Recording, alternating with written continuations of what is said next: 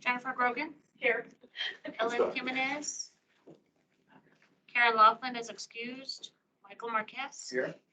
Terry McDuxa is excused. Regina Salas. Yes. Jonathan Stone. Here. All right. As a reminder, silence your cell phones, pretty please. Let me check to make sure my desk is. Local check-in. Commissioners, do you guys have anything to share? I'd ask if anyone has tried the new digital beer trail yet, and if there's any feedback on it since it's live. I have been on the passport, but I have not been out to activate it. Okay. That looks good. Let us know how it's going, and we will adjust as necessary. We've redeemed quite a few glasses with the digital version at the visitor center. So that much. That's the important part.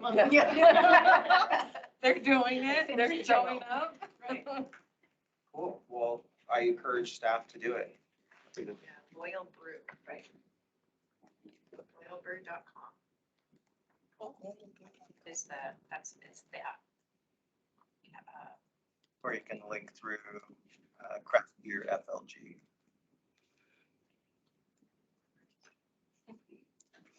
Did the grant pay for any of that, or? It did. Excellent. Wonderful. Hi, Ellen. No, you're fine. Hello. Any other commissioners have any updates? I know you do. I do. Uh-huh. Couple, Okay. here, again, I have to announce it here that I am the new president and CEO of the Northern Arizona Lodging Tourism Restaurant Association. Well, that's a mouthful, NALTRA. So it was a unanimous vote on June 29th. Congratulations. Yes, now the work begins. Yeah, with the rubber meets the road. So I'm gonna be reaching out to everyone, of course, trades, of course, talk to people. The intent is to revitalize the organization. It's an integral partner of the industry. And of course, we're also anticipating to be the front and center as our city move forward with authorizing the BBB tax, sales tax soon. Also, in addition to that, with my role, I've also been reappointed to the Coconino County Workforce Board representing small business, which is currently doing its local strategic workforce development plan. It's still, I believe it's still on the website, and I believe the public comment is still open. If not, if you're interested, I'll send you the document and have your comments sent to me, and I'll present it to the board. This is very important document because it identifies tourism as the #1 employer sector in Coconino County.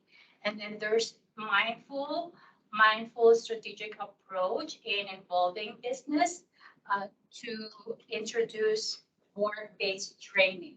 So not only for entry level, but for like the supervisor level and manager level. So we could create eligible job. We could kind of collab and provide training for our existing employees or future employees, and be designated as an eligible training provider, and you can pay as a business to do that, to provide training. So, and then there's also federal dollars to when you are training your employees or doing on-the-job training. So there's a lot of federal dollars that are not count by local businesses. They don't know. So that's my role. For trainings, yeah. Yeah, so, thank you. Looking forward to continuing to work with you. Anyone else? Sure. Just a couple of things. I wasn't at the last commission meeting, but I'm sure somebody has to share about it. We had the first day of Pride Parade in downtown Flagstaff, and I think that shows a hunger in the community, I guess, for those kind of experiences, more visible experiences. And I hope Mother Road was a strong presence in that, and I'm curious, not beyond the Pride organization, how Flagstaff can continue to think about marketing to that audience. Because I think there's a real appetite for it, and I told their board president, because I helped them with a grant, and I said, you have to spend more on marketing. You said you'd spend more on marketing, and as soon as they spent more on marketing, the attendance ballooned, and pretty directly in terms of people coming up from Phoenix and other places to come to the festival. So I thought that was interesting, how addressable that market seems to be. Then at the Center for the Arts, we have Equus, which is a horse-themed show, very large format works, sculpture, paintings. Already seems to be attracting the Phoenix crowd in terms of and people who have large homes, I guess, to have large paintings. Somebody did say that if you spend more to build the wall for the painting than they would have to buy the painting itself. So related programming around that, and if you're familiar with the exhibition we had at the center last winter, was the 25 Million Stitches. There's sort of a reprisal of that in a photography format called El Sueño Americano that talks about border crossing through found objects that were collected at the detention center at the border of southern Arizona. And so the photographer was the janitor and collected these things over time. So it should be really impactful with a whole bunch of other related programming that I think would be really great for the community to share, but also a good opportunity for tourists. I've been deemed over my head in the fiscal year switch over, so I haven't been as present in the community as I would like to be able to share on other arts and culture activities.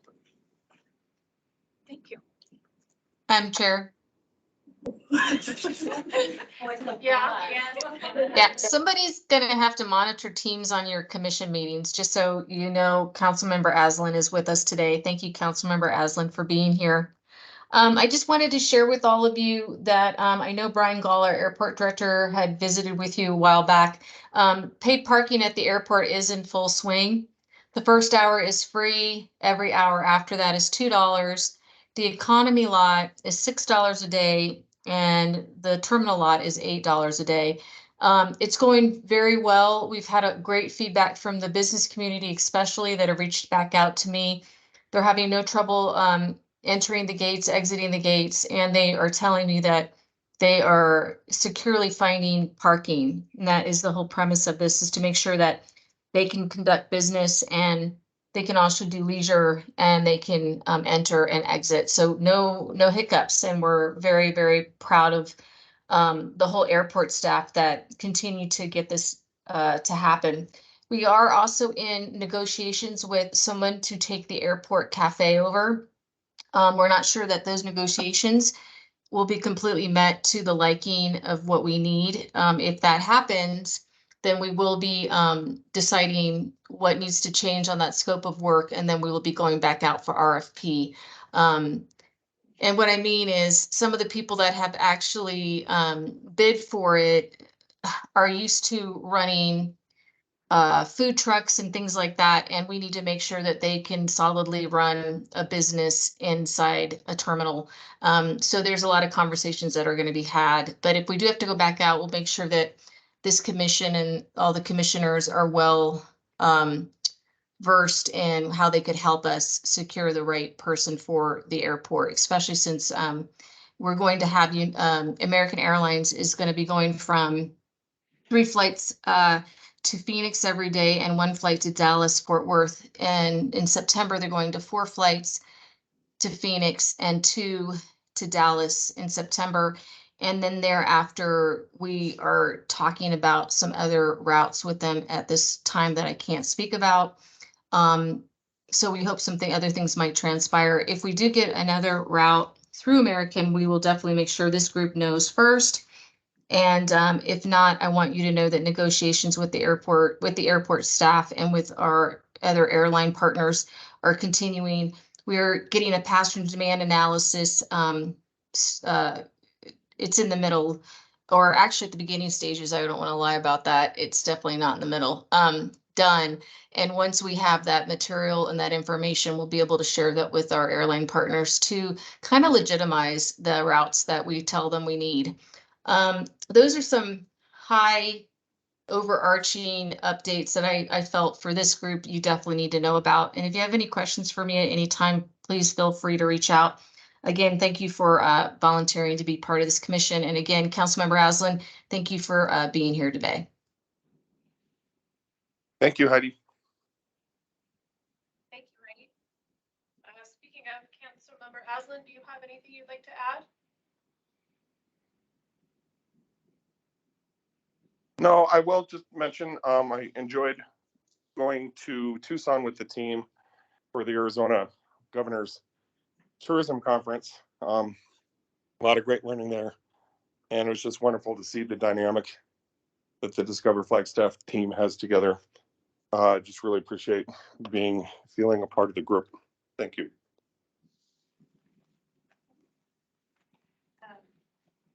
Commissioner Stone, I did want to loop back in regards to some of the festival conversation and then also maybe loop back to ArtX.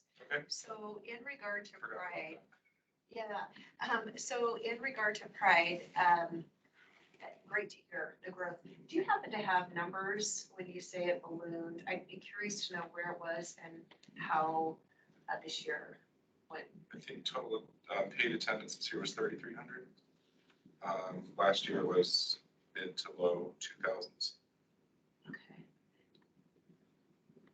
And do you happen to know what it was in 2019? Carrie might. Carrie might. 2019? I've heard lots of numbers, but I haven't seen them printed anywhere, so. It was between 3,000 to 3,500, from what I remember, but I don't know. I'd have to pay close attention. So getting back to. Yeah. It's certainly pre-pandemic, but it might be higher, just. Well, great to hear those numbers. I do want to fold in the support that Discover Flagstaff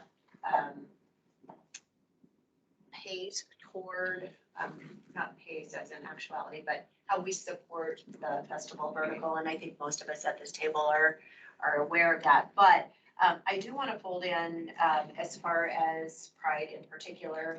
We did take an ad out, and we have for the past couple of years in the Pride magazine. So we do participate with paid display that way. And then also we do recognize that Pride is one of the stronger, well-attended festivals in town. So we do include select festivals, key festivals in our video series. And Pride is definitely one of those festivals that is focused upon. So we do see value there. Great. Yeah. And then, of course, it's supported with additional owned and paid media as well as organic. And then curious to hear about ArtX. I forgot that I wasn't here after that happened. So like I already reported on it. ArtX, as a pilot project, I think was really quite successful. It was designed to teach us things as well as to introduce the community to the concept. We had 14 sort of festival sponsored locations, and I would have come home from here if I remember that I hadn't reported on it. But and a number of other locations throughout the downtown area. And we estimate about 1,000 people participated in various festival activities. Most would be performing or the time-based activities. So we're well attended, and generally we received quite positive feedback in the surveys that we've collected. Of course, being a pilot, we also received critical feedback or constructive feedback on the festival, and rolled most of that into planning for this coming year. But definitely what we'll be seeing for this coming year, and right now the calls for entry are open, and there's about $90,000 in large part thanks to B2B funds that are plus also other private donors that will be distributed for projects. And the footprint of the festival is going to be across the whole city. And we'll be looking for projects in unexpected places and hopefully some really, really creative stuff. But the projects we had this year kind of sort of ranged the gamut. And given the short turnaround that we had on the calls for entry this year, we were quite thrilled with the range of presentations that came through. So, you know, and interestingly, I was like, some of the ones that weren't my favorite were some of the ones that we received feedback on that people really responded to and enjoyed. And so it's just sort of humbling to think that you're not the arbiter of taste or arbiter and that the public, and in much the way that ArtX is intended, is really about the sort of co-creation and participation of the community in those. So hopefully we're going to 10 days next year and with a lot more ideas-based content as well. And so that will encompass the weekend before Memorial Day as well as Memorial Day weekend. So kind of capturing a local crowd, maybe the first weekend, and a tourist crowd the following weekend. Congratulations. Awesome. It was fun. You know, glad somebody else is doing it. It's not me. Thank you, Julie. So cool. Thank you. Appreciate it. Thank you for reminding me that I missed a couple meetings. All right, Carrie, do we have anybody from the public? I don't think so. I don't see, no, nobody. All right, then we'll move down to approval for the minutes. Do I have a motion to approve the June 22nd, 2023 minutes? Approve those minutes. Michael, do I have a second? I'll second that. All in favor? Aye. On to discussion. I'll abstain just because it was there. Michael, restaurant report. So the restaurants are working with the NAU study right now. Those studies are out and in the process of garnering a lot of data. And the small working group right now wants to see what happens with the NAU study before we go into something more formalized with reporting monthly. We're gonna see if we can even get ourselves together right now, quite honestly. Unlike the hotels that have, you know, a database that they can pull from, this would be self-reporting. So we're gonna see how this goes and see if people are gonna put their time in where their mouths are. Have you gotten good responses? I don't know, I haven't talked to Phoebe in a bit, so I'll have to Fei. Anyway, I see one way instead of the other, but yeah, we'll see how NAU does. A self-survey. Pretty short, pretty sweet, but it'll be a good start. Question, Michael, does the point of sale, most commonly used point of sale systems, do they have any sort of back-end data products that? They are all privately done, so there's not one that does everything. Yeah, we did look into that, and it would go contrary to many people's contracts, which say that data is private. Unfortunately. Good thought, though. Thank you, Michael. The update on the governor's conference. Okay, so we attended and Wiki. Ellen attended with us. Thank you, Ellen. We typically invite every year the chair and vice chair, depending on who can go, who wants to go, that kind of thing. And then our liaison council, which we invited Councilmember Aslin. So yeah, it was very well attended. In fact, they said it was one of the best attended of all time. So the people, there's pent up demand for that collaboration, best practices, and the things that go along with this conference. But we did circle back with the team and, you know, talk about little, you know, nuggets, things that we liked and wanted to take back to our organization. But we really liked the speaker, the renegade speaker. I think the whole team agreed. I don't know what you thought, Ellen. I signed up for a podcast. Did you? Yeah. Yeah. Well, I liked it because she's very action oriented. she wants to identify and then take action. And why not now was her big slogan. And she certainly has done that. She's the one who, in many regards, from a social media standpoint, has launched the careers of the likes of Shaq and probably the most commercialized figure on the planet at the moment.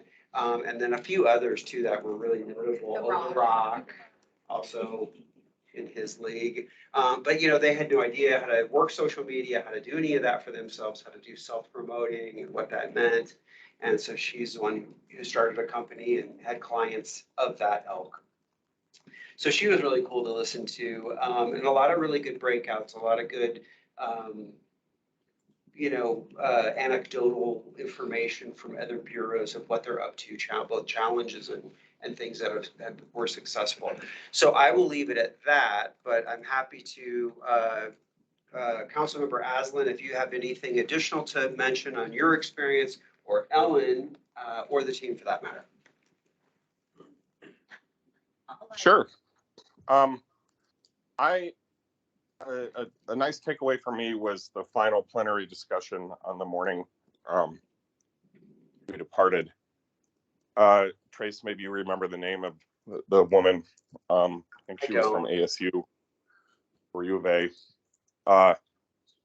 Really nice, just overview of some core tourism principles. And then she got into some concepts I think we're all aware of, but I didn't have a name for. Concepts like restorative tourism, which I think is important in communities like Sedona. And we're kind of tangential to some of those issues. So good to know that term and good to be aware of those principles, where tourism becomes kind of geared towards really lifting up the local cultures, and the local community in a way that reinforces why locals like to be in that place. And so it's mindful of tourism dollars and boosting the economy in that way, but also particularly mindful of how is tourism impacting locals, and how does that become more synergistic with what might otherwise be local conflict. I think we see that a lot in Sedona these days, and just being mindful of how to head that off at the pass and be responsive to it was really interesting to me to hear about. And Trace and I talked about this. The speaker was really great. She wasn't necessarily a motivational speaker, but she was very knowledgeable about tourism in general, and would be great to have her up to Flagstaff to talk to a large group at some point. And I know those discussions are already happening. I'll leave it at that. Thank you. Ellen, anything you want to add? Yeah, I think my biggest takeaways were AI and how much it is an integral part of our day-to-day processes. And tourism, not just tourism, but everything we do. Much more than I really, it was an aha moment. It's there every day, and it does really help us in our everyday lives and how we can work with it.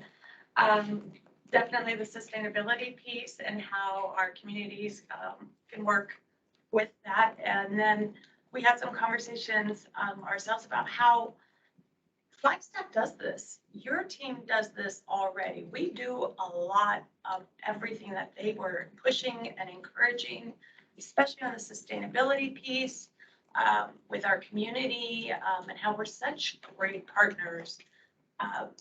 I think that we could talk about it more. I think that what Sedona is doing is that they're trying to talk about it, and it looks like they're pushing it.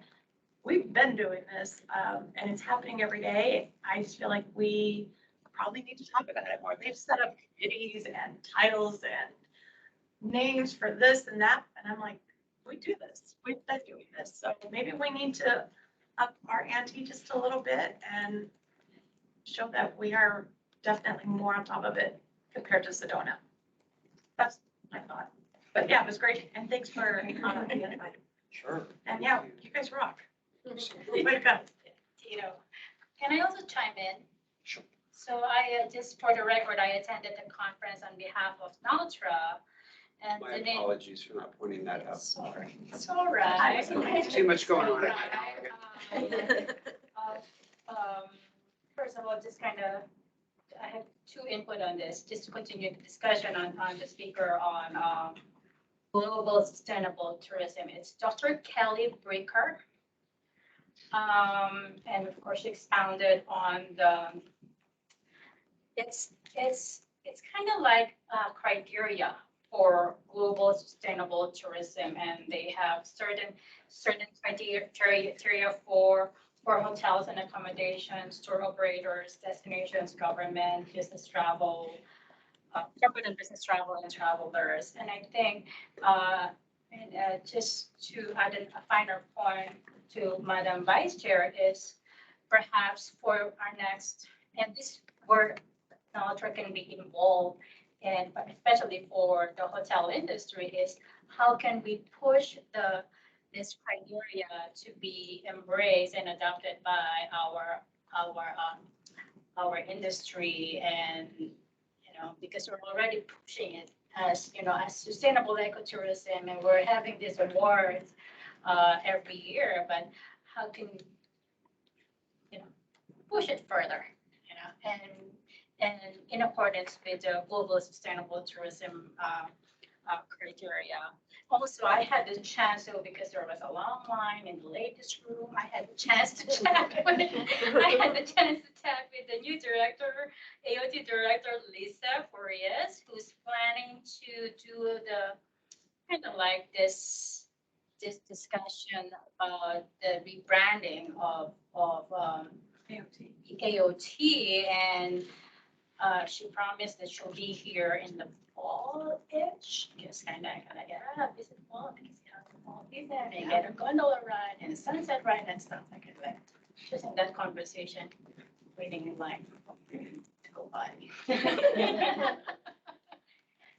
Yeah, she'll be on a listening tour-ish, Yeah. or she called it that, something to that effect. And so she said that's like a year process, Yeah. but she'll be up here for that. We'll make sure that Tourism Commission knows when she's up and give you the opportunity to spend time with her should you choose to. Jonathan, I think you wanted to talk. Well, this discussion reminded me of one of the sort of tenets of ArtX, and that is to showcase Flagstaff as a thought leader. And so this discussion of bringing speakers, or even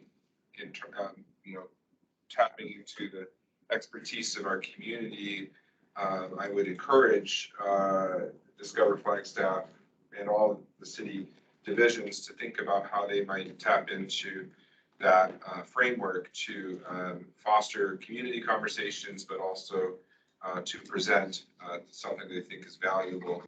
Of course, we don't want it to be, just a lecture on why something's wonderful, but more so that dialogue. And so, when we think about it in terms of arts and placemaking, but, ArtX is more expansive than that. And so certainly tourism falls into placemaking, but, there could be some really exciting things that could be shared with the community, or dialogue with the community through ArtX. And so if you have ideas, we can talk offline. I can introduce Julie Sokol to you all, but I think it'd be really, really neat to have some of that content presented in that format. Ideas are Yeah. Heidi. Madam Chair, Commissioner Stone.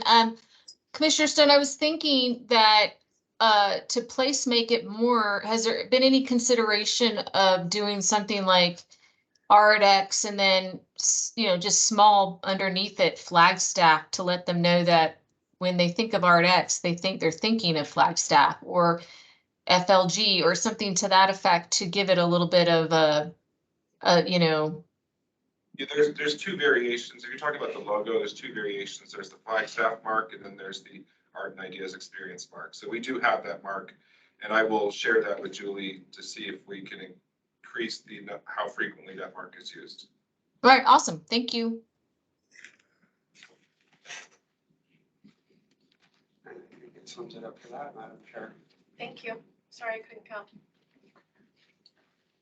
We hated on you, but that's. I know you did. I missed it. I missed it a lot, but I gotta keep coming in. Paul, what's coming up? We have talked as a team, because we're not, that's kind of new for this agenda. And each team member has just put it into their section. Okay. And if at the end of our presentation, you still feel there need to do like a separate thing that says, here's what fall entails, we can do that for next time. Okay. Not a problem. We just didn't get it together in time, so to speak, if that's what you all wanted. Okay. Well then, Jessica, tell us about disc golf. So it was very successful. I will be reporting back. I have not received the final report from registration yet that I mentioned. And so once I get that, I can compile it to present back to the team. But I did swing over on the final day, Saturday. I was out at the beginning with Governor's Conference and checked in with the group. The committee was happy. I know locally they're hoping to bid again in the future, which is exciting. So hopefully we've got courses that are ready now. So hopefully we can bid on some future ones and get those back, as well as look at options with them. Trace and I in discussions have talked about what other ones would they want to go after? Are there regional ones, different things that would be something maybe to bring to Flagstaff now that we have those courses in that route. And then talking to the PDGA staff themselves, they were very happy. They said the weather was perfect. I told them we called it specifically for them. They did not mind the little bit of heat. The week prior to ours, or in that same time frame, they had another age group in Peoria, Illinois, and said they had tons of weather delays, dust storms, different things. So the Flagstaff group was very, very happy, which was awesome. Glad you could go. Right. To go through, but I'm excited to report back once we get kind of where they stayed and all the other questions we asked, how many people they brought in their party, and all of that will be coming. Awesome. Yeah. So then Carrie, let's make a note for August for that one. Yeah. We had some very positive comments from our guests that stayed and vendors too. I didn't realize there were vendors that were participating. And they did do an arts. They even had some local artists come out and set up on property on the Friday, Saturday. And so when we went out, there was a lot of little different art vendors and stuff participating also to bring in that community. So it was cool. They really tried to make it a community event. It felt like Very cool. Anecdotally, would like to add that I had noticed sponsored vehicles, so fully wrapped vehicles supporting the event, and I had shared that with you, but just sharing with the bigger team here. And then also, you know, no matter where we are, we're always wearing our visitation hat and ears. And literally at the grocery store, heard locals conversing about the event and how awesome it was. Love it. And that they hope to see more. Yeah. So awesome to bring them back. yeah, you know, so as we talk about, I think it was Councilman Aslan who mentioned it's often about our locals. And I mean, anecdotally, it can't get better than that. They had no idea who I was. I was just instantly, as I was pushing my grocery cart, you know, the radar. So it was great. It was great. You did a great job. You Yes, went. good job, Jessica. There were a lot of bells and whistles that she rolled out to make them feel as if Flagstaff has always been their home. And I also heard from some of the group that I ran into just around town, they were having a great time and they loved Flagstaff, so. I think we'll be able to get them back. I can tell you Peoria was a second visit for them. It wasn't their first time there. So if we rocked this time, I think we're gonna get them back. And they have a lot of local media support too. There's quite a bit of coverage in our Arizona Daily Sun and local radio stations. So to have that support and that coverage was also, you know, got everybody excited about the event. So They did it on their well station. accepted by the community. Yep, I know Meg worked with their film team to get the permitting and everything, because they were filming to their stations, to the disc golf world, so yeah. Disc Golf Central. Right. Here we go. Who knew it was such a huge thing? Yeah. It is a huge thing, and there are different sizes for different baskets and Yeah. stuff like that, very cool. Yeah. Now, Jessica is not going to be presenting today, but so I'm going to put you on the spot just really quickly while we're talking about this, is that you booked another group that's coming in, and that's in Memorial Day weekend. Memorial yeah. Day weekend. Yeah, so maybe just real brief on that. So Memorial Day weekend, that's true, thank you, Trace, because I can touch on it again. So there is a group of, so the geocaching world is very large. And they have a Geo Woodstock. And this coming year is their 20th anniversary of the Geo Woodstock, and Flagstaff was selected as a destination. I'm working with a gentleman out of LA who is a very avid geocacher and NAU alumni, and so he felt Flagstaff would be the perfect fit. So we had an initial phone call, talked to Pepsi Amphitheater to make sure that they could handle a group of around 3,000 over on their dates for the initial kickoff event. And he put in the bid, and Flagstaff was selected. So Memorial Day weekend, there'll be around 3,000 geocachers coming to Flagstaff to explore, geocache, eat, drink. That's community, awesome. and go through. They have one large event at, as I mentioned, Pepsi Amphitheater that they are finalizing the contract on. And then we'll be doing different pop-ups. They call them pop-ups events. So I've been helping connect them to all the different places that could handle them. They've been talking to Starlight Lanes, for example, for a meetup there. And those ones are things you register for, so they will cap them. It could be anywhere from 50 people to 300, depending on location. I know they want to do a gondola ride. They're and talks about possibly flag tag for some sort of axe themed event to kind of do on that end. So those pop-ups will go, but other than that, they are on their own doing their thing in the community. I think they've already reached out. There is a connection to Mother Road through somebody involved in this or a friend of his that knows you. You'll probably be hearing from.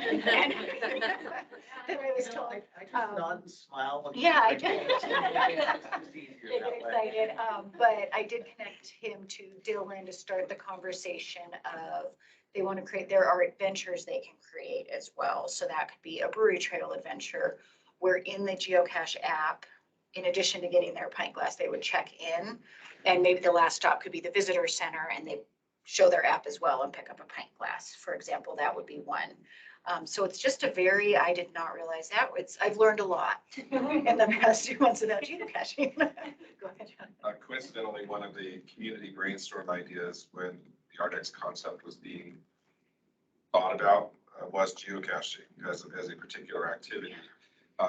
So if you wouldn't mind putting Julie Sokol in touch, there might be some tie-in that could also help highlight the arts and culture community as well. Absolutely. Close it, I think it's- Oh, Heidi? Oh, I don't want to interrupt, but I just wanted to ask, is there a way for us to plant a geocache that gives them a reminder of the 100th anniversary of Route 66? So maybe they'll come back, and maybe that's what they get at the visitor center, besides the pint glass, and all that, which is super cool. I just would love to plant the seed on that monumental anniversary that we're all working on. Thanks. Great idea, Heidi. And I'll have Jessica Lawrence jumped in. So yes, they are creating an adventure for Route 66. So that'll be a perfect tie-in. We could have that one and a visitor center also. And I did connect him to Jessica Lawrence, and he did bring in, you can speak to it, set up a geocache at our visitor center for Yeah, us. he did already set up a Route 66 themed geocache in the visitor center. He brought it when he came out to scope Pepsi Amphitheater, because he wanted it to build up a little bit through the app before the big event comes and do some kind of beta testing that way. So it's already there. We can always add some 100th like stickers or something like that in there too, because it has things that they can take one, leave one type of thing. And because it's a pretty big box that he dropped, so we can put whatever we want in there. Yeah, we could put, it just can't be, I did ask him about discounts. There are rules and regulations to the geocaches. So like if the museum put one out front, it can't have like a discount coupon in it. It has to be like the specific something they can keep and different, but we can run by our ideas past Josh, and he will let us know what we can put in the box. Absolutely. I think he would love that idea also. So yeah, so I'll keep reporting on this one. A lot of moving parts right now as he kind of figures out the initial steps, but next step will be sending out a notice to all hotels if anybody wants to offer a group discount or just a code to kind of track. We will be getting that set up on their website with same as all groups, of backup of our Discover Flagstaff accommodations page for all others. So he's not looking for dedicated blocks, but rather discount rate or code should someone want to participate. Correct. They would have to be courtesy blocks, and because it's Memorial Weekend, I'm thinking a code's the best way to go, just from the hotel side, but hotels, Ellen, please jump in. I'll send it out as options, but that typically tends to be the easiest way on a holiday Film at weekend. 'Cause 11. We'll He's get it figured he's doing this on his personal side with friends and fundraising, so blocks weren't an option for him. out. Excellent. Thank you. All right. Sorry to No, put you on the spot there, Please. but Madam Chair, where are we? We are on to attractions report. Heather, you're up. Hello, everybody. Hi, Heather. Let me go ahead and share my screen with all of you. Well, hello, everyone.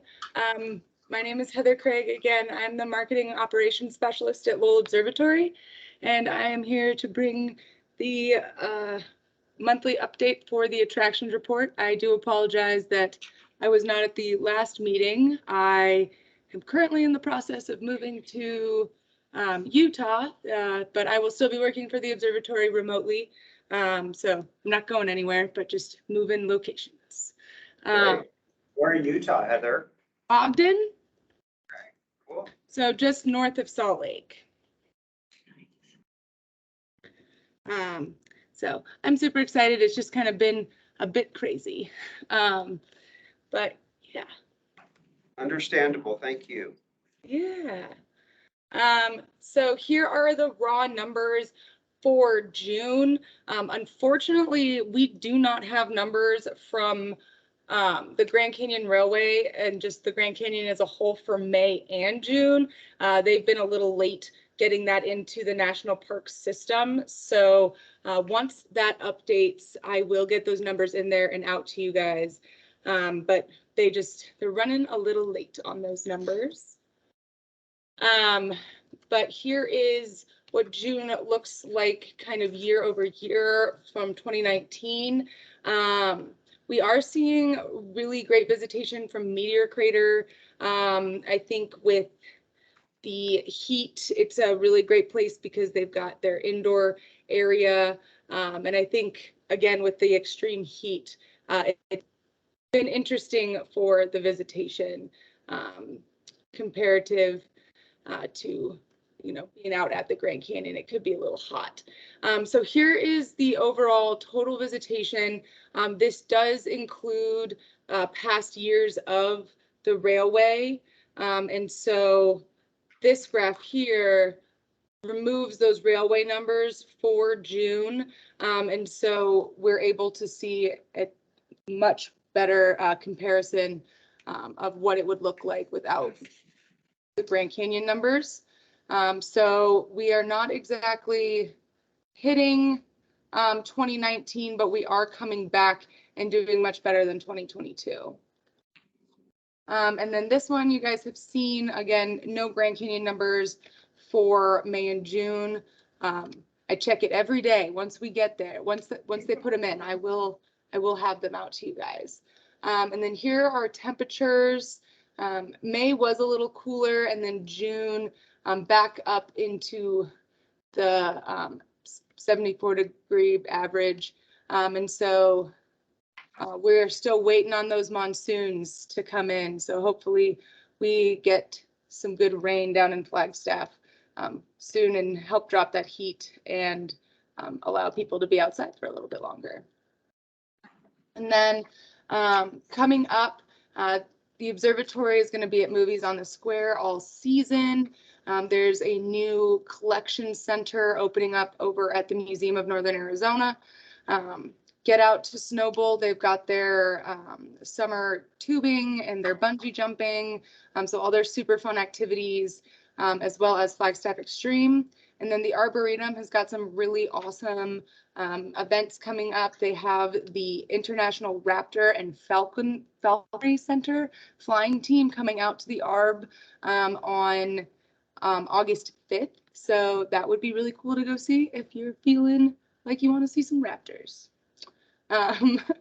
But yeah, so that is all I have for you guys this month. And again, I will get those numbers updated to you once the Grand Canyon puts those in. Thank you. Thank you, Heather. Absolutely. Director and staff reports. Excellent. Slide to come up.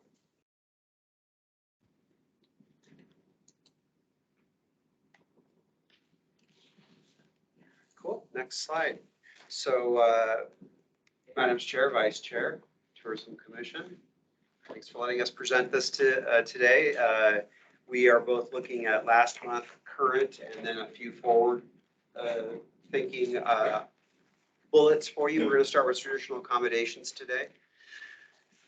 So June turned out to be a pretty good month for the traditional accommodations. We've been, to the best of our knowledge, been following the non-traditional, which mirror very closely to what we're showing up here. But the ADR, the accommodations drove ADR to the tune of almost 2% higher than year over year. Occupancy was pretty much flat, 0.7 down. That's typically a direct reflection of ADR and supply and demand. With a RevPAR that was over the year prior at 1.1%. This is an aggregate for those reporting within the city. So I would ask Ellen, being as you're representing a single property here, if this mirrors what you're seeing. I would say we were a little bit busier. Oh, shucks. I know. But I want to say a lot of that has to do with the activities With in you, town. Ellen, right? No, it's a team effort. There's no I in team. I want to say a lot of it has to do with the activities in town. So like the groups, functions that say our two full service hotels and there was a festival that was up the road from our hotel that definitely helped a lot. So maybe there was a differential between properties, but that again is an average between all the hotels in town. So some of them were busier and some of them were not as busy as what you show there. But June was an amazing month. For us in particular, it was our highest producing month in our hotel's history. Wow. Right? Can you say that again? It was our highest producing month of June in Sonesta ES Suites Flagstaff history for the month of June. So we had a great June, and I want to say a lot of properties had an amazing June. So it is probably just a lot about what was happening in Flagstaff and who played in those hotels at the same time. But that is an average, and I want to say that's an awesome average for the month of June. For Flagstaff. so And this look is- at those ADRs. Yeah. I'm all about ADR. So It's as you good. know, this is an aggregate number, and it's Yes. a number for that you're going to find all of your large hotels, all of your branded hotels will certainly be in on this. There could be a few non-branded properties that choose not to participate. We know that there are a few, but it's an accurate number for an aggregate. So, so we were happy that everyone seemed to be healthy in June, and then some more healthy than others. Some of it was just a great June. Yeah, sure, We and like there's a piece to it that we can only market so much in compression to get folks in the city. And then there's obviously has to be some segmentation and marketing for individual properties, and we don't yield any of that stuff. So we can't, each property is managed differently. And with that, July is gonna be much the same. You're gonna see some really good numbers for Wow, July. excellent. So pre-sale's good. Yeah, And yeah. I guess August we're in as it, well. yeah. Yeah. Cool. Thank you so much. I'm going to go ahead, if there's no other discussion on this slide, move on to our marketing and media relations guru, Ms. Lori Pappas. Thank you, Trace. Good afternoon, Madam Chair, Vice Chair, and Commissioners. Lori Pappas, Marketing and Media Relations Manager, Discover Flagstaff. Much around picking up the conversation that was just had. I want to share generally at the beginning of my presentations, I'll talk about traveler sentiment from our good friends over at Destination Analysts. And what they are saying succinctly is even with tighter budgets and the outlook is they're feeling is a lot better. Americans don't appear to be sacrificing travel. Rather, many anticipate spending differently on their trips, making compromises on food and dining experiences. So curious to hear what you have to say, Commissioner. They're making compromises there and on shopping purchases over shortening day trips or trip days, or even scripting on lodging. So I think that is supporting exactly the discussion that we had. Curious to see if you saw any of that in your June numbers. We had our best June ever, so. You too. Yeah, at least on the hospitality side, yeah. Love it. We can all go home now. All Let's finish this.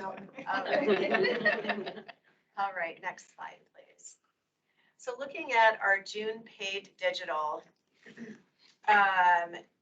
in June, our ads delivered over 912,000 impressions. You guys, the click-through rate on average was 0.38. So remember, our minimum goal is 0.12. So we are exceeding our goals in many instances and on average for the month of June by 0.20%. Looking at the Father's Day ad, I have to tee this up. Our director wanted us to really call attention to patios, knowing that Metro Phoenix is hotter than blazes and people enjoy that fresh pine air. So that's what we did. And Jen had a task in front of her. And this is what we came up with. So worked with Little America, their beautiful patio. And then it's not killing two birds with one stone. It's feeding two birds with one hand. Feeding two birds with one hand. Feeding two birds with one hand. Yeah. So we tackled it both. And it's one thing to tackle it, but it's another thing to tackle it with success. The click-through rate for our Dad's Day creative, drum roll, 0.58. Wow. Good. It's pretty darn good. 200 people that saw it, one of them clicked on it. Yep. A little bit more so, a little bit more than 1.2 people.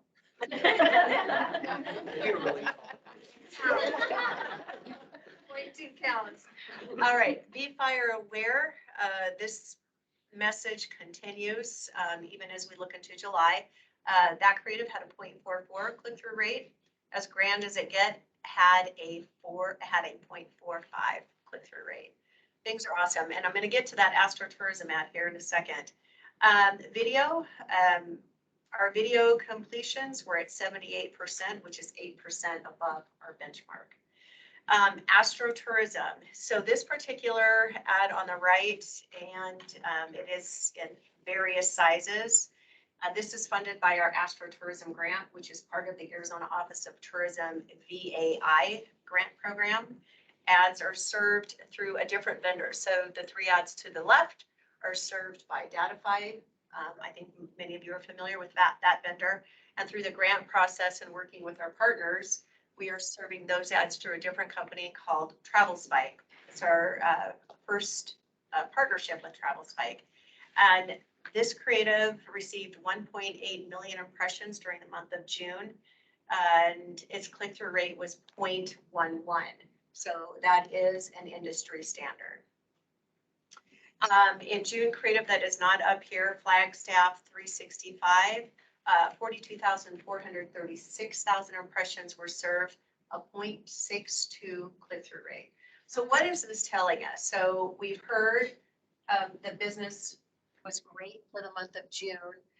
And I think, you've heard us say many times that we aim to educate, inspire, and motivate visitation. And I think that, and it has, as Trace has alluded, we're one part of a big puzzle. But what we're showing is that people are resonating with our content, that our content, we're sending the content to the right person at the right time, and they're converting. So again, it's a part of a bigger picture, but these numbers definitely make us smile. I'm going to drill down a little bit more here.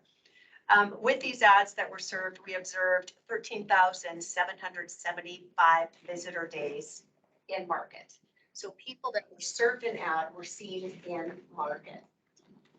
70% people that were served ads. Yeah, the number you said. 13,775 visitor days.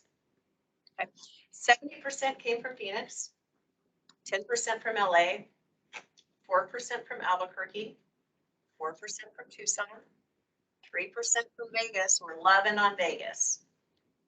And 59% of those trips were day trips.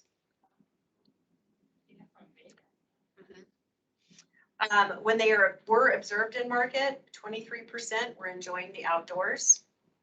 37% of visitors of the age range, 37% were between the ages of 45 to 64. And 30% of their incomes were 150,000 plus. So I think that also supports the ADR. All right. So yes, back to what I was talking about regarding the governor's conference. This is what you guys do. And I know we were talking about finding a way to make, just to share it more. How do we share this with our local community as far as what you guys are sharing with our sister cities around the state, Vegas, and I mean, you're sharing these amazing messages about things that we are doing here in Flagstaff. How do we better share it with our local community? We can certainly, I mean, we can all speak to it. We shouldn't pay money to share it with our folks here in town, but this is great, and I know it's been brought up a couple times. Yeah, it's always communicating what we do, which is in our mission, is like painting the Golden Gate Bridge. Yeah. It's never ending, right? And that's okay. That's the business we're in. Most of what we do is consumer facing, creative, and it's creative that's designed to inspire and motivate visitation here. So it's very hard to share everything we do. Part of what we do is we share it with you in hopes that we have some ambassadorship from the commission, so you can do it. And we try to send these slides ahead of time so you could share them at any meeting you're at, that kind of thing. We do have a lot of community. We have some community facing engagement. A lot of that tends to be around safety messaging, which is really important in the community. So we make sure that that's not only outward facing, but I just like that's. screaming over there. Does she have her hand up or what? Just typing. She's typing. So I mean, that's the sort of 30,000 foot is that it's always going to be our challenge. Showing the community that, we're not just, throwing a few ads out there and hoping people show up, and, that we do things based on data, and that we learn from past practices. We're constantly looking at best practices. We're out there on many different fronts, and we've taken that marketing tree all the way down to the leaves, to the psychographics and behaviors of folks that get very specific, because we know that they're the low-hanging fruit. They have interest in that message to begin with. But that's kind of what I would say. What would you? And even like a follow-up, how can us as tourism commissioners, how can we do that I better? can answer that for you, Madam Vice Chair, as a former council member and as former liaison to the commission is. And Discover Flagstaff championed this, of course, with the leadership of our voice of the goddess, Heidi. We have Flagstaff Local My Action Matters, which has been in the forefront of this even before COVID. That's exactly what Heidi was saying. Yeah, you know, either you volunteer, you know, be a steward of the earth, it's environmental stewardship, it's mentoring, but it's also promoting Flagstaff as among locals. It's, you know, this is where most of us have started in Flagstaff as visitors. We don't discover Flagstaff as visitors and who love it and decided to stay here, live here, work here, with family here, and retire here. Start a business here. Yeah. So that's the heart of Flagstaff local, my action. Go ahead. Sure. Piggybacking off of what Ellen said, I think the more, where my hat goes is the BBB funds. Yes. And that tax coming up. And so it's not outward facing who's voting on that, it's all of us. And so how do we get that you guys are this dynamic organization that brings them money? How do we, like, that's kind of where I'm seeing the spin. We do have a committee set up currently. Dave McIntyre's in charge of it. And I'm a part of it, of course, and it's on all of the different messaging and delivery that goes around BBB. Now, as you know, we can't tell you, we can't even suggest how you should vote. Right? So we just have to educate and inspire you to vote. And then, but We can advocate as. you guys can as advocate all you individual- want to okay, advocate. Yeah, As individual commission. sure you can. Okay. Yeah. And, No.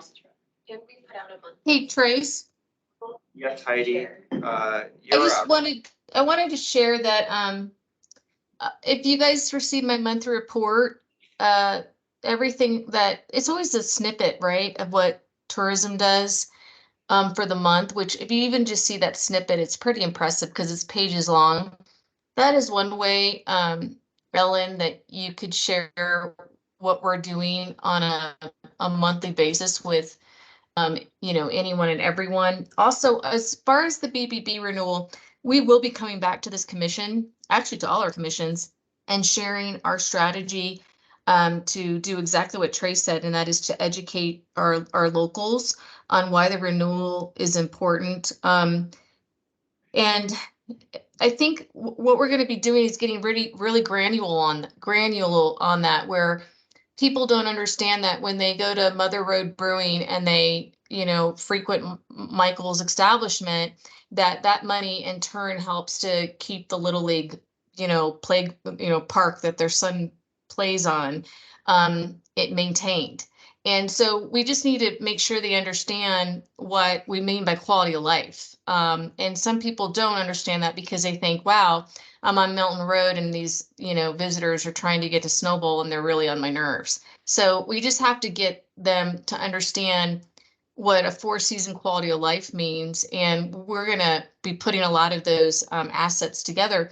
But along the way, we're going to come to the commissions because we want to hear from you on what you think would resonate to a local. You know, my husband, for instance, there's times he's complained about something and I'm like, shame on you. I can't hear that again. And once I explain to him what we're doing, he's like, I never knew that. I never understood that. Same thing with Commissioner Stone. I mean, we're going to need to listen to Jonathan on, you know, what do they need to know about the arts and the science culture here and why do they care? So we're going to have a lot more conversation in this next year before we start, you know, really pushing stuff out. But it will definitely be a very local push out. Again, anyone that works for government is not allowed to ask them to vote, but all of you can do whatever you want. So we just want to throw that out. Our hands are tied on our conversations, but your hands are a little bit different there. So I just want you to know we full-heartedly are going to be coming before you and asking for your helpful suggestions and advice, and then showing you some of the things that we're putting together. So I'm glad that you brought this topic up, and we will start getting this agendized for you very soon. Thanks, Heidi. Anything else? Keep going, Lori. I do want to look back, Commissioner Stone, in regards to visitor days, because it sounded like maybe there was maybe a question. And I just wanted to define what a visitor day is. So, because it can include a repeat visitor. So for the month of June, let's just say you come into the market, your device is on, right? You have your location services on. You come into the market, you visit 2 nights, 1 visit. They notice the device leaves. 2 weeks later, you come back, the device is in the market, you see you stayed 3 days. So for the month of June, we would have that device, that unique person for 5 visitor days. Does that make sense? Sure. Okay, just wanted to make sure that that was clear. Any questions there? All right. Let's go. Discover Flagstaff, our website behavior. These are engaged sessions, and you can see that we were up 9%. And I know this deck was sent in advance, so I'm not going to drill down here. Looking at our page views in the engagement overview, our top performing pages in this order were things to do, particularly the top 21 must do blog, which is part of the event URL. Events were number 2, things to do, strictly things to do straight was number 3. 4th of July was 4th, webcams 5. So the reason I say that with a little pause is generally the webcams are up in front. Now, that generally is during the winter months.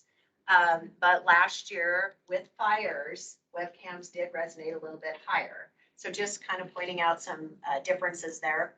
Festivals were 6, summer events were 7, and dining and nightlife came in at 8.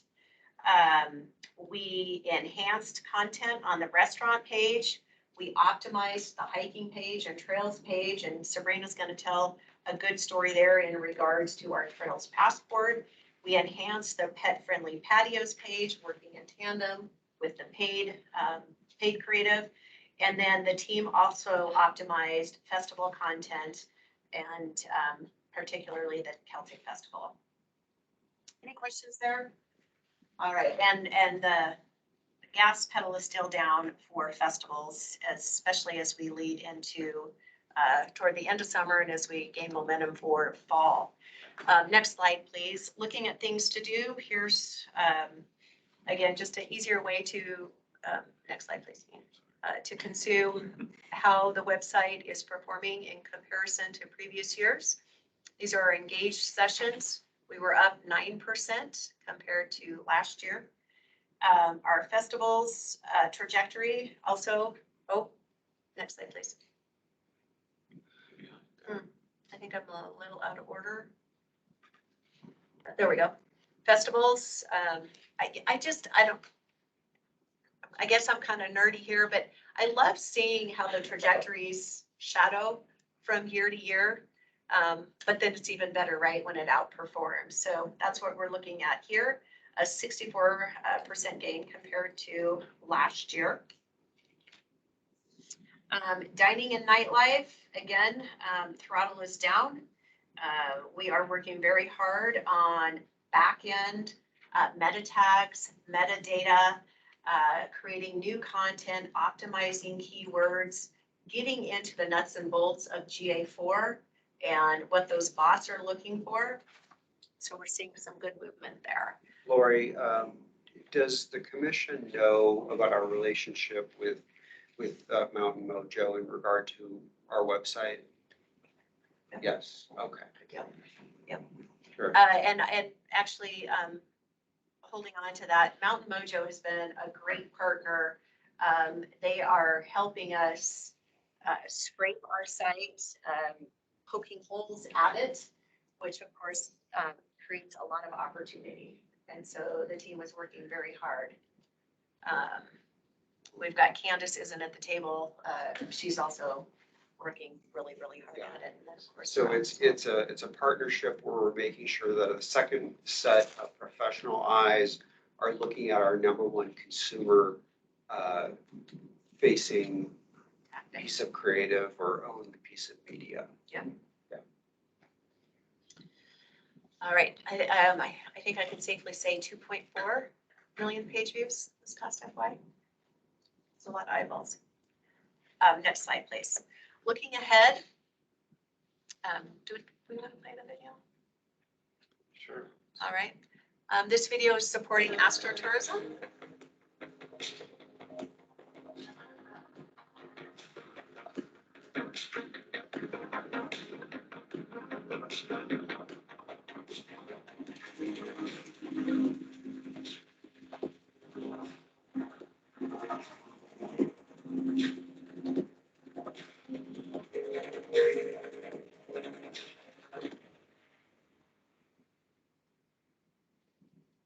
So this video pushed out this month, and we'll continue to push it out through the term of the grant, which actually sunsets November 11th of this year. And then, of course, that works in tandem with the static ad to the right. Great story here on the gastrotourism VAI grant. I want to share that the click-through rate on this particular creative is 0.30. Again, on the high end, 0.18 is considered a win. So we're getting some good traction here. The strategy here is we are serving ads along I-40. So I believe we're east and west. Help me, where did we establish the barriers? Ashfork Yeah. to Winslow? Yeah. Does that sound about right? Yeah. You kind of get the idea. Yeah, Ken's 50 given miles. me the affirmative. Okay, there we go. So the idea here is that we know, I mean, think about it when you're traveling, you're on the interstate, somebody's generally on the other side of the seat, not the driver. They're on their phone. They're figuring out, hey, I'm coming to a city. We need to stop over. We need to get gas. We need to eat. So that is the strategy, is capitalize on their hunger. We know somebody's on their device, get them to pull over here as opposed to somewhere else. The placeholder made for this was, the hangry. Yeah. I'm kidding. The hangry passenger. The hangry, It's a movie. The hangry program. So along I-40, the click-through rate is 0.31. Then, we can't ignore what's happening, the growth, the target audiences south of us, right? So even on I-17, we are serving and actually all the way south to Tucson. So we are serving those geographies, this kind of creative, encouraging people that when they're in Flagstaff, they've got to eat in Flagstaff. And then also the people that are in Sedona, that's an easy drive, right? And we've got the dining. So this creative, again, is supported by the grant, and just kind of sharing a snippet on some of its successes. Looking ahead, we'll be capitalizing again on the nostalgic road trip. You'll notice that we are very diligent in this creative, also encouraging people to park and ride their bike. So Jennifer was pretty creative in getting a bike on the back end of that VW. Taking advantage again of our altitude, working with the Arizona Snowball and the scenic gondola ride, especially planting the seed as we get into the fall. Festivals, 365 and the classic car show. And Sabrina will share more about where we are with festivals. And then it's all about the Hopi Arts and Cultural Festival as we move into August's programming, asking people to plan ahead. All right, any questions there? All right, looking at the far right, this creative is draft creative, so really eager to hear input. Jenna's worked incredibly hard. These collages, I think, have had pretty favorable responses from commissioners. This particular ad is planned to run in Phoenix Magazine in the September-October issue. On the far right, like restaurants and festivals. So they kind of work in tandem. People come up for the festival and they partake in the great dining that we offer. To the left, have you all seen this one too? You have seen it. The commission helped us fine tune the bullets that are in each of the checkered board sections. And Councilmember Aslan, this is a perfect example of restorative visitation. And again, as Commissioner Jimenez had said, these are things that we've had in place before it was even cool. And it's our commissioners that are our light. You guys are the guiding light, right? And then tactically, we have a plan that pushes out, but you're the guiding light, and this is fruit of the light. So, And that's going to be delivered in the Green Living. Green Living. And Jen, I can't remember, and maybe you can help jog my memory. Which magazine picks that up at no charge? That's that little, state parks guide, the Great Guides, and the Grand, it's also going in the Grand Canyon National Park Guide. Yeah, so just for the merit of asking, hey, I've got this ad, will you consider it at no charge? Sure. So, so we're gonna get more of that. So just to let you know, so there's a little peek there. In regards to website, we will be optimizing unusual things to do in Flagstaff, which is a blog. We'll be enhancing Barks and Brews events page, the Labor Day event page, and then no surprise here, but also working very hard on Leafometer. Next slide, please. Right. Any questions for me before I turn it over to Sabrina? Good stuff. You left him speechless. Thanks. Awesome. Good afternoon, commissioners. I'm Sabrina Beard, marketing specialist for Discover Flagstaff. I'm going over email campaigns, festival sweepstakes results, as well as our Trails Passport.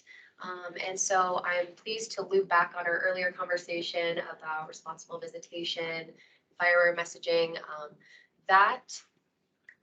That image there is actually a little bit lower on the email. I just placed the header for a sense of familiarity.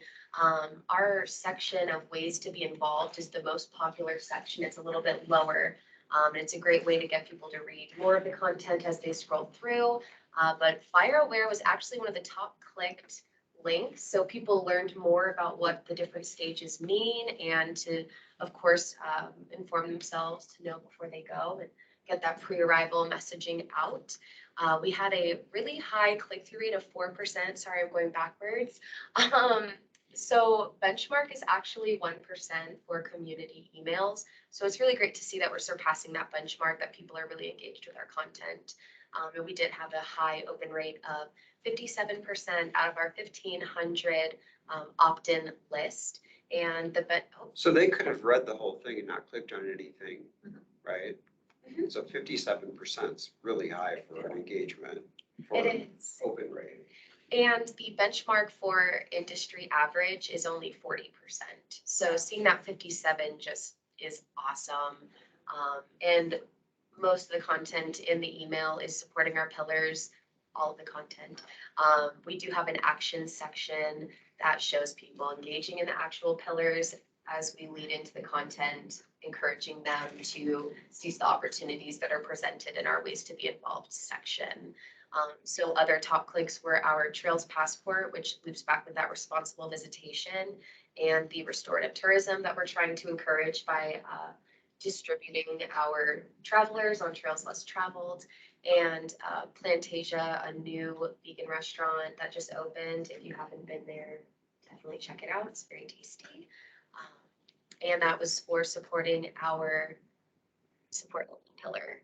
And then I see there's a comment from Heidi in the chat. The Humane Society emailed Heidi to say that the Flagstaff local mention of their work in encouraging fostering and adopting was in this month's, the July Flagstaff local newsletter, is resulting in adoptions. Yay! Wow. Oh, that's awesome. So team, we've got 10 minutes before they've committed their time to us. Obviously, we'll continue if you guys want us to, but we want to be respectful. So I'll cruise through. Yeah. I'll cruise through. Well, with that being said, I'm also happy to share that we're going to create a permanent spot on each Flagstaff local newsletter moving forward for Pet of the Month.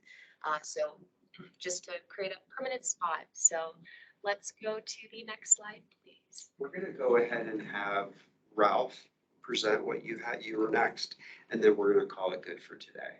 Because we can always wrap in the other things for later, unless you guys want us to continue past the time. No Yeah. problem. Yeah, no problem. So, sorry, everybody, that's where we're at. Sorry to take the show away. I got a slide in, I'm happy. Madam Chair, Vice Chair, Commissioners, Ralph Schmidt, Creative Services Manager. Thank you for letting me jump in. We've been working on an interactive experience at the Visitor Center relating to responsible visitation that ties in with our earlier conversation, another bite at the apple, like Trace would say. So just wanted to kind of get this in front of your eyes because we are planning to have to go live next month. We wanted to get your input and feedback on this experience. So basically, this is a wall. It's about a 7 by 8 foot wall. And we are getting a touchscreen, big 75-inch touchscreen TV. It's about the size of this screen right here, but it's touchscreen. So that allows us to engage the visitor, and we felt this is the perfect opportunity. We already have a lot of walk-ins, lots of traffic. You have an engaged audience, a visitor who wants to learn. And this allows us to constantly be nimble, pivot messaging, updated on the fly. We can have seasonality included in it. That's just kind of what we have in mind and what it's going to be like. So the actual presentation, when you walk up, this will have a background video. There will be a video that walks through the forest, kind of make you want to interact with it. You click, you touch it, you can touch it anywhere. It will take you to sort of a homepage where we have all the content laid out. And this is one of our overarching statements. We want them to be a steward of the land, which includes respecting others, the natural environment and wildlife. So we have, this will be the spring summer interactive presentation. So these are the topics we selected for spring summer. For the winter, we'll have, snow play, responsible snow play, and the messaging will change slightly per season. So we are focusing on fire aware, explore trails, which includes the passport with dispersing traffic on trails, pledge for the wild, benefiting the Flagstaff Trails Initiative, be prepared, leave no trace, water is precious. We encourage them to park the car, and we'll also have videos throughout the interactive experience, but you can just jump to a video page to select any videos you're interested in. And then on the bottom left hand, you'll see kids will work with Albert the squirrel. When kids click on that, it'll give a kid-friendly experience as well. And then Heidi commented, just wants to make sure everyone knows this is in partnership with the Sustainability Division. And part of the AOT VAI grant, yeah. Responsible visitation. It's also going to be on a really cool swivel that'll swivel down for folks who are disabled or at a lower height. Correct. So just kind of, and please chime in, get feedback. We wanted to get this in front of you before going live, seeing, are we missing anything? Are we on target? What are you calling it? Does it have a title and name? Awesome. Awesome. Go back to the other slide. So it really falls under stay and play responsibly. That's been our mantra, right? But here's what they'll see. So we know you're wild for Flagstaff. No. That's the title. I mean, it goes back to what other communities are saying they're doing. You're doing it, and this needs to be talked about. It just does. And again, the visitor center also has lots of events that draw a lot of locals. Yeah. Chocolate walk, the train day, so many of the events bring locals to the train station. So there's an opportunity for them to interact as well. So we did want to highlight that the city's carbon neutrality goal.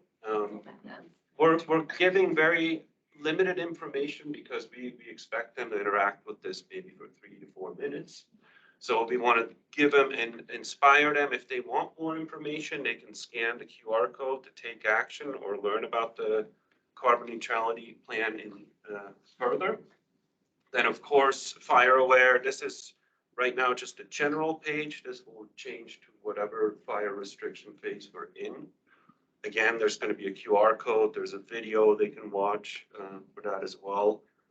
And please just jump in if you have any comments. I'm trying to be go with time here. And again, you'll see on the right-hand side, that's sort of the navigation that stays the same on all the pages, so it's easy to kind of follow along. This is our passport page, the Trails Passport page. Straightforward. We'll have a video for inspiration and scan the QR code. And trail etiquette. We're all out on the trails, right? And these are some really nice pointers. Stop, speak, smile. You know, don't use wet, muddy, or closed trails. Just basic information. Jennifer Schauber has actually worked with the Trails Initiative and created signs that are trailheads, which turned out really cool. Again, just highlighting that, inspiring. Again, encouraging to donate, to learn more about the Trails Initiative and trail resources, which goes to Discover Flagstaff, all of the trails page.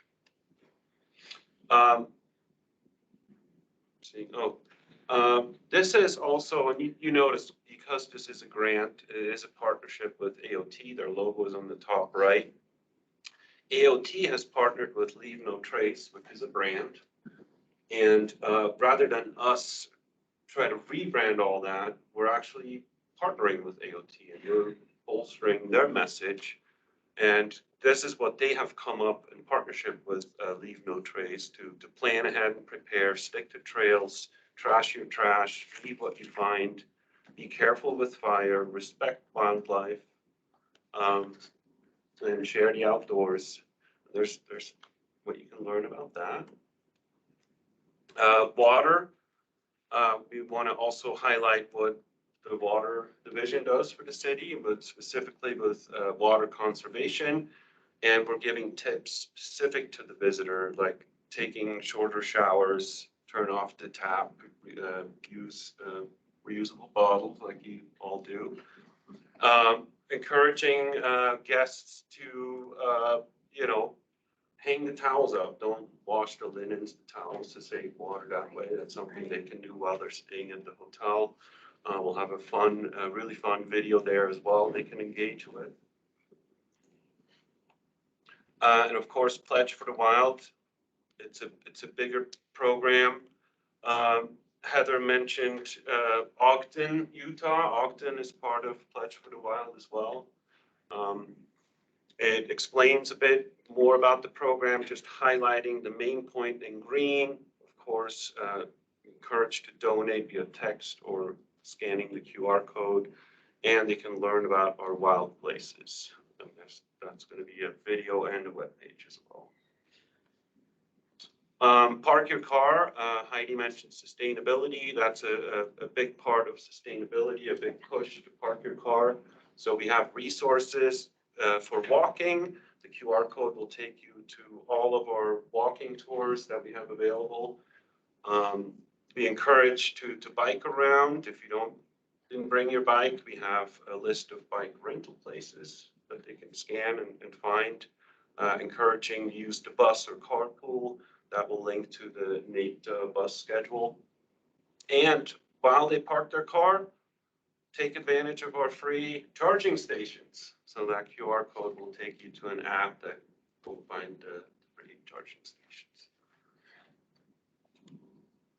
And then this is just basically, if you in the beginning click on the video page, this will take you here. We'll have a variety of videos that relate to responsible visitation, sustainability. And then when you click the video, it gets bigger and you can experience it that way. We'll have headsets, so everyone can do it that way. And then we'll also have visitor services staff helping, directing, saying, you know, why don't you check it out? You know, It's a good touch point. I don't remember what else. Any questions about this? It's awesome. It's inspiring. And of course, this is what we've been doing, like you mentioned, we've been pushing all these messages outward facing. Now we just combined it all in one for the inbound or the visitor in market. I just want But- to see you guys, others will copy this. 'Cause what's We this have is a- stalkers. They're gonna take credits. I just want to see you guys take credit for this. It's genius before they take it. What are we missing? Anything? I think it's great. I mean, it's just clarification, this is the first sort of digital kiosk kind of thing that Discover Flagstaff has, right? We've done it before, Okay. different topics, not this particular one and not in this delivery. Sure. But we've done kiosks before that haven't been so successful. I mean, I would speak, I think it's cool. Of course, I'm wondering like, if it's successful, you know, how do we apply it to other content, right? You know, in terms of events and culture and whatnot, or you know, or other places that you could do, immersive kiosks or something like that, if it's successful. Let's talk about it when it's, When? yeah. And I just want to add to this. So we build all this in-house and then we run it through a cloud kind of platform.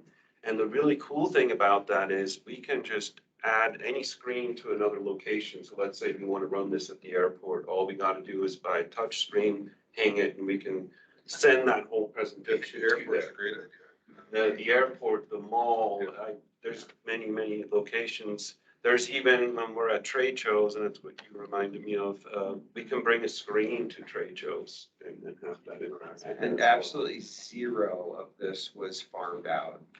This team and Ralph did 100% of it. So I just want to give them the shout out. Well, let's make sure it actually works.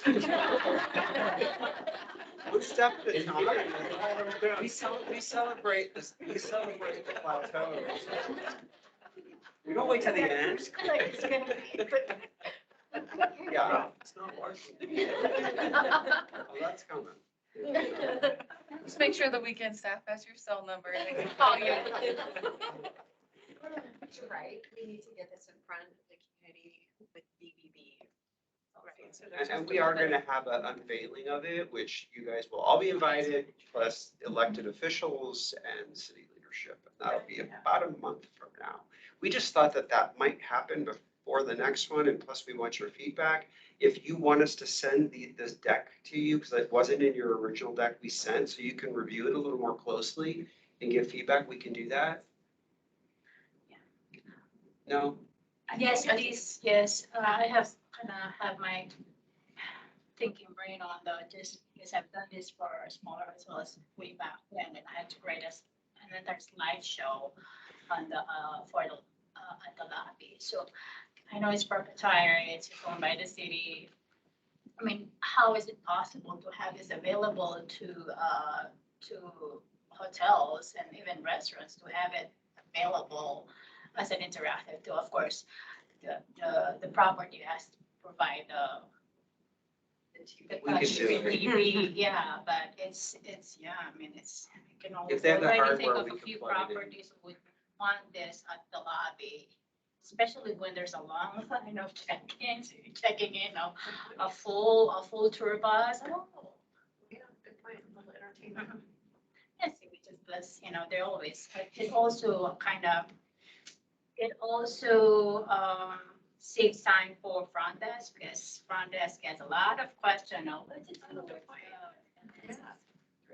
Well, we are out of time, and I want to respect your guys' time, so, Madams Chair, Vice Chair, Commissioner, thank you for letting us present. A lot of the information we didn't get to present, which is fabulous, from folks like Meg. Apologize to those who did not get to present today. Their information is in your packet, so if you read through it, you'll get to at least get it that way. So thanks again. Thank you. Thank you. Thank you. Yeah, I think you have to end the meeting. We'll adjourn at 3:05.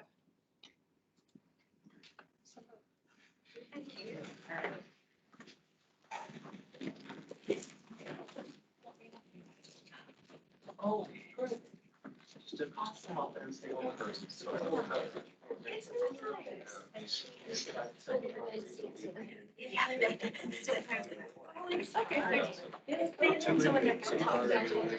That's okay.